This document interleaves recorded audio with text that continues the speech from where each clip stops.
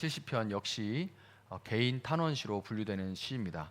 시편에 가장 많은 시들이 개인 탄원시라고 볼 수 있는데, 그만큼 살면서 신앙인으로 믿는 자로 사는 것이 하나님 앞에 탄원 할 일이 참 많은 그런 삶인 것 같습니다.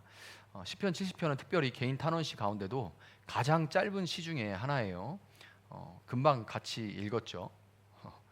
그 전에 69, 68 다 엄청 길었는데 이제 70편의 짧은 시가 나옵니다. 그런데 저도 묵상하면서 다시금 느끼지만 굉장히 짧고 어찌 보면 특별할 게 없는 시임에도 불구하고 저는 이제 묵상하면서 이 시인의 깊은 신앙 연조를 느낄 수가 있었습니다. 그러니까 내공이죠. 짧은 시지만 그러나 참 내공이 느껴진다라는, 신앙 연조와 내공이 느껴진다라는 그런 생각을 하게 됐습니다. 자, 1절을 보면 이렇게 되어 있습니다. 주님, 너그럽게 보시고 나를 건져 주십시오. 주님, 빨리 나를 도와주십시오. 이렇게 되어 있어요. 주님, 주님 이렇게 나오는데, 주님, 주님이라고 번역된 구절은 엘로힘 또 야훼 이렇게 되어 있습니다. 여호와죠. 엘로힘 또 여호와 이렇게 되어 있는데 호칭이 다르게 두 번 반복이 되는 거예요. 그래서 이렇게 두 번 호칭을 다르게 해가지고 뭐 여보 이렇게 부르기도 하고, 저한테 용수야 이렇게 제 아내가 부를 수도 있죠. 급한 일 있을 때, 급하니까 이렇게 부르는 거죠. 평소엔 잘 안 부릅니다. 그러나 급한 일 있을 때 여보 이렇게 부를 수도 있고, 그 너무 급하면 이름을 부를 수도 있겠죠. 이런 식으로 엘로힘, 야훼 이렇게 두 번을 반복해요. 호소하는 사람의 절박함을 지금 보여줍니다. 극도의 위기 상황에 처해 있음을 우리가 알 수가 있습니다. 어떤 위기인지는 알 수가 없지만 극도의 위기 상황에 지금 처했다는 것을 직감할 수가 있어요. 2절 3절을 보면 내 목숨을 노리는 자들이 수치를 당하게 해주십시오. 내 재난을 기뻐하는 자들이 모두 물러나서 수모를 당하게 해주십시오. 깔깔대며 나를 조소하는 자들이 창피를 당하고 물러가게 해주십시오. 이렇게 돼 있어요.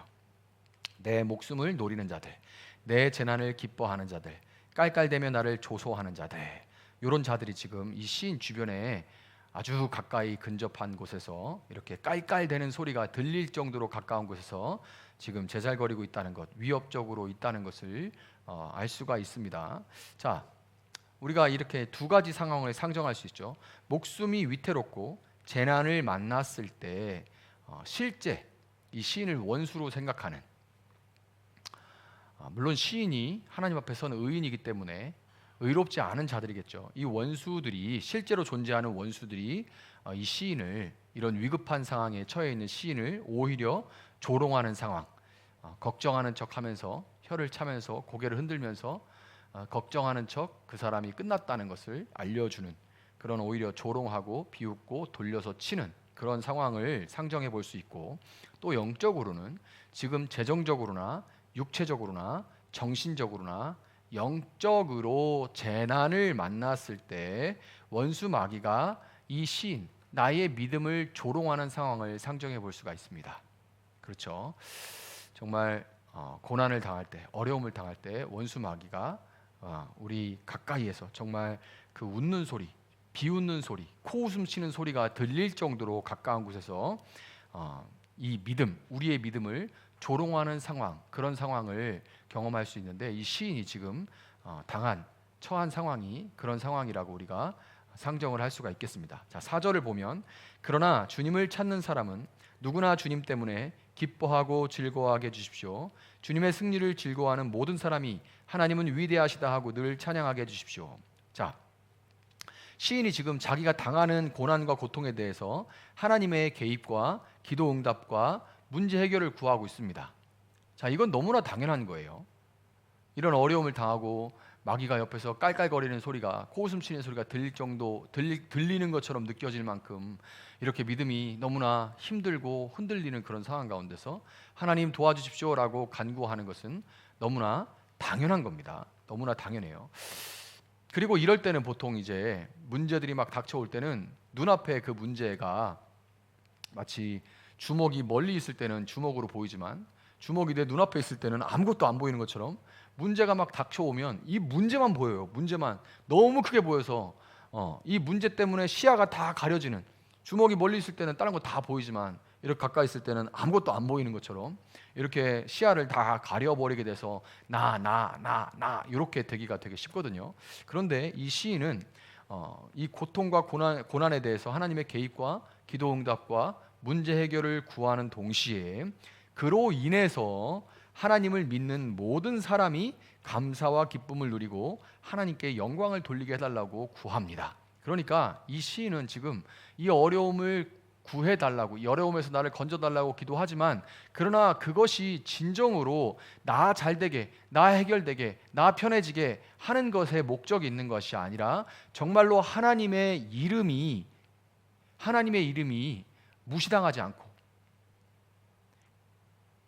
그리고 하나님을 그로 인해 믿는 모든 사람이 감사와 기쁨을 누리는, 하나님께 영광을 돌리는, 정말 하나님께 그 모든 기도의 그 소원의 근간이 있다는 것을, 목적이 있다는 것을 이 시인은 지금 사전에서 분명히 드러내고 있는 겁니다. 자, 제가 이 시를 이제 읽고 짧지만 내공이 있다고 제가 말씀드렸던 이유는 이 짧은 시를 읽으면서, 그리고 특별히 이 4절의 고백을 들으면서 한 권사님이 떠올랐기 때문에 그래요. 그때 제가 그 권사님을 이제 암 요양병원에 신방했을 때의 일입니다.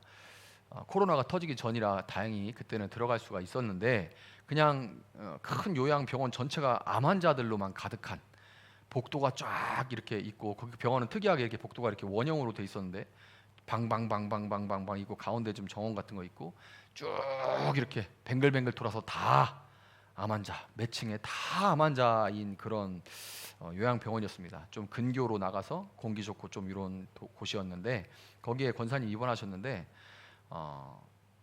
처음 암이 아닙니다. 어떻게 이겨내고 사는데 재발하고, 요때 제가 신방했을 때는 3번째인가 재발했을 때예요. 정말 무슨 사람이 어떻게 위로할 수 없는 그런 상황이죠. 그냥 가서 이제 예수님 얘기 나누고 말씀 잠깐 나누고 그리고 얘기 들어드리고 그러고 있는데, 권사님 이렇게 말씀하셨습니다. 신방 때 제가 자꾸 아프니까 덕이 안 돼요. 정말 덕이 안 됩니다, 목사님. 병이 낫고 상황도 좋아져서 믿지 않는 시대에 하나님을 좀 증거할 수 있으면 좋겠는데 그게 제 소원입니다. 이렇게 말을 했어요.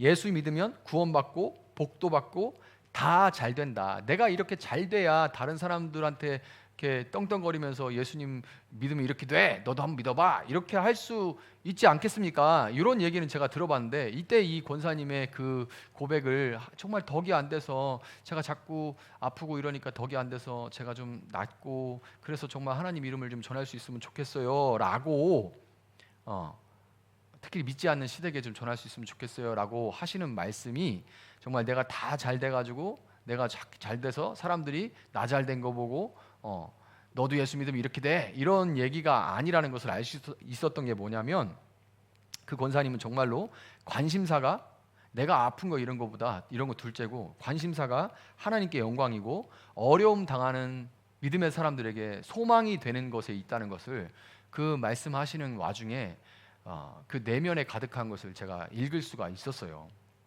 정말 여기에 나 낳는 것보다 정말 그 하나님의 이름에 그 영광에 초점이 맞춰져 있구나라는 것을 알 수 있었는데, 그분이 행하시는 행위로도 그게 그대로 드러나는데, 뭐냐면 그런 상황, 참 밖에서 들어가면 와, 이제 건강한 사람이 볼 때는 와, 이런 곳이 있나 세상에, 이런 생각이 들 수 있는 상황인데, 그 권사님이 병실에서 그 병실에 2분이 쓰고, 그런 2분이 들어가 있는 병실이 쫙 한 층에도 이렇게 다 있다고 아까 말씀드렸잖아요.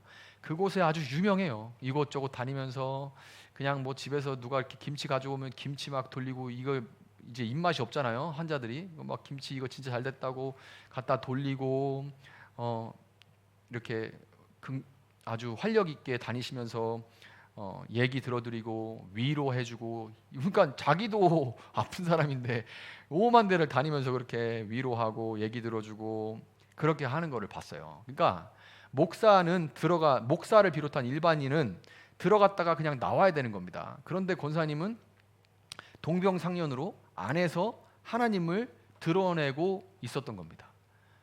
그 안에서 함께 아픈 자로서 그 가운데서도 하나님을 드러내고 있어요. 그러니까 이분이 입으로 하는 그 말, 내가 좀 나아서 자꾸 아프니까 덕이 안 되는데 좀 나았고 해서 시댁에도 복음을 좀 하나님을 좀 증거할 수 있으면 좋겠다는 말은 그냥 입에 발린, 혹은 나 잘 되면 그렇게 다른 사람들도 내가 잘 되는 모습 보고 하나님 알 수 있지 않겠냐, 그런 의도가 아닌 겁니다. 그런 의도가 아니라 어느 곳에 있든지 신앙이란, 심지어 이 권사님 보면서 제가 그때 그런 생각을 했어요. 신앙이라는 것은 재난의 상황에서도, 정말 재난 같은, 암병이 찾아오는 것은 인생의 재난이죠. 재정적으로도 재난이 있을 수 있고, 어떤 상황에서도 우리에게 재난 같은 그런 상황에서도 나한테만, 내 안으로 매몰되지 않고 하나님과 그분에게 돌아갈 영광을 먼저 생각하며 지금을 살아간다는 거, 이게 신앙이고, 그 신앙이 익어가고 깊어져 간다는 것임을 제가 이제 그때 크게 배웠습니다. 근데 오늘 이 짧은 시에서 특별히 4절을 보면서 제가 그 권사님의 그 내면이, 그 믿음으로 가득한, 하나님의 영광으로만 가득한 그 내면이 보이는 것 같아서 참 그렇구나, 정말 이분이 이 시인이 고통 가운데도 하나님의 영광만을 찾고 있구나라는 것을 알 수가 있었습니다. 자, 5절을 보면 이렇게 돼 있죠. 마무리가, 그러나 불쌍하고 가난한 이 몸, 하나님 나에게로 빨리 와주십시오. 주님은 나를 도와주시는 분, 나를 건져주시는 분이십니다. 주님 지체하지 마십시오. 자, 이게 참 눈물 나는 구절이에요. 제가 그 권사님도 아까 말씀드렸지만 그렇게 막 자기가 힘든 가운데도 조금만 힘이 돌아오면 그 활력을 막 다 다른 아픈 사람 돌아보고 먹을 거 돌리고 위로하고 얘기 들어주고 하는, 그렇게 살면 현실이 변하나요? 그 자기 현실이 변하나요? 자기 현실이? 아니죠. 자기 현실이 변하지 않죠. 자기 현실이 또 병실에 와서 누워있을 때 아픈 건 내 몸뚱이는 여전히 아픕니다. 그러니까 현실이 당장 달라지는 건 아니에요. 전혀 현실이 변하지 않는 것 같은 그런 것이 사실은 우리가 사는 우리네 삶입니다. 그럼에도 시인은 하나님이 불쌍하고 가난한 이 몸, 이거는 지금 자기 연민에 빠져가지고 나는 왜 이렇게 불쌍하고 나는 왜 이렇게 가난한가, 이게 아니에요. 불쌍하고 가난한 이 몸이라는 말은 뭐냐면, 사람에게 시선을 두고, 불쌍하고 가난한 사람에게 시선을 두고 그들을 돕는 하나님이라는 것을 이 시인은 분명히 알았던 겁니다. 하나님의 관심은 신음을 내는 사람, 고통을 내는 사람, 불쌍하고 가난한 사람에게 늘 향해 있다는 것, 사람들이 신경 쓰지 않는, 오히려 눈에 보이면 불편해하는 그런 가난하고 병든 사람, 불쌍한 사람에게 하나님의 시선은 낮은 곳으로 향한다는 것을 이 시인은 분명히 알았던 거예요. 그러니까 자기가 괜찮을 때 다른 사람을 볼 수 있고, 내가 잘 될 때만 하나님을 영광 드리는 게 아니라 지금 상황에서도 자꾸 그 하나님의 시선을 따라 밑으로 갈 수 있는 거죠.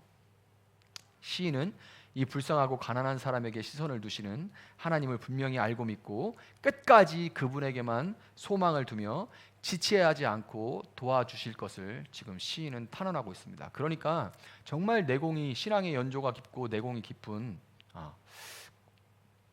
그런 분이, 하나님 저는 당장 죽는다고 해도, 오늘 당장 죽는다고 해도 하나님 부르시면 가는 거고, 저는 오늘까지 끝까지 포기하지 않을 겁니다. 하나님께만 소망을 둘 겁니다. 라는 되게 담담하지만 아주 굳은 결의에 찬 그런 기도라는 것을 우리가 볼 수가 있는 겁니다. 여러분, 3절에서 원수가 재난을 당한 시인을 깔깔대며 조롱한 것이 있죠. 개역개정에는 이 부분이 아하 하는 자들이라고 되어 있습니다. 아하 하는 자들. 이게 깔깔대며라고 말할 때는 잘 와닿지 않는데 아하 하는 자들, 이런 자들은 어디서 나오냐면, 이게 그대로 마가복음 15장 29절에 나옵니다. 요 아하 하는 인간들이 어디 나오냐면, 지나가는 사람들이 머리를 흔들면서 예수를 모욕하며 말하였다. 아하, 성전을 허물고 사흘 만에 짓겠다던 사람아. 그러니까 이 아하 하는 것을 지금 누가 당하신 거예요?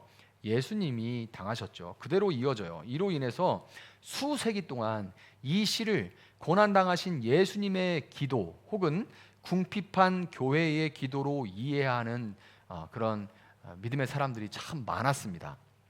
세상에서 참된 교회, 참된 신자는 가난하고 궁핍하지만 십자가에 달리셨음에도 불구하고 결국 부활하신 예수님을 바라보면서 아하 아하 하고 전 끝났구나라는 그런 얘기를 들었지만, 그럼에도 불구하고 결국 부활하신 예수님을 바라보며 소망 중에 인내하면서 끝까지 하나님께 구할 수 있다는 것을 믿으시기를 바랍니다. 여러분, 이 시의 독특한 점은 원수들이 당할 수치를 강조하고 있다는 거예요.